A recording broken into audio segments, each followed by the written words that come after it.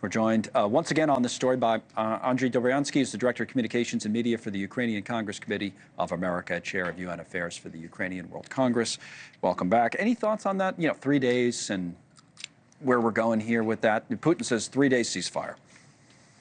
Oh, right, that ceasefire. We've heard that time and again. Yeah. I think it really demonstrates that side of this peace process is really out of the equation.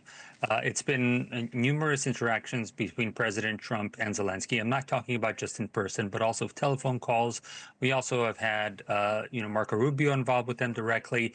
It really hasn't been anything on the Russian side, and in the meantime, you have voices like Ben Shapiro, voices like Chuck Grassley really pushing, Lindsey Graham pushing for increasing the pressure on Russia because they heard the message loud and clear when President Trump had that first phone call after he announced that he was going to get a peace process started.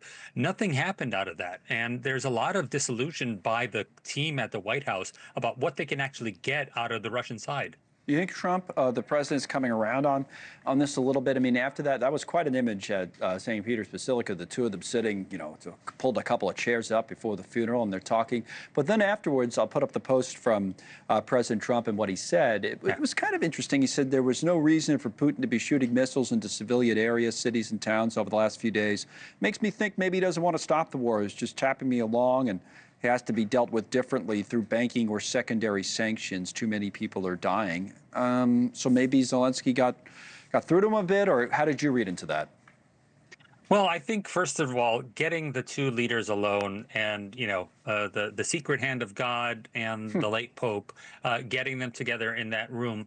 It's all about getting President Trump away from his coterie, his clique of guys that keeps telling him, this, you should punch this way, you should punch that way. And it's really in these moments where he's away from them, where he can have a frank and honest discussion. That's really what he needs to be hearing from. He needs to be talking to Chuck Grassley. He needs to listen to what Ben Shapiro did after traveling to Ukraine, or meeting with his pastor, Mark Burns, from South Carolina, who also traveled to Ukraine, understanding exactly what is happening over there, as opposed to voices like David Sachs, who just today or over the weekend was putting out more Russian propaganda online. So long as he can hear directly from people who have been to Ukraine, people he trusts. That's the important thing. People he trusts. Well, that's why Zelensky wanted Vance to go there, right? I mean, I always say in reporting, it's most of the job. Just show up places, talk to people.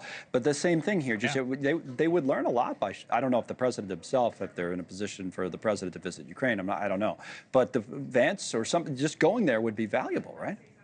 100%. And that's there's always an open door to members of Congress, leaders of industry, as well as members of this administration.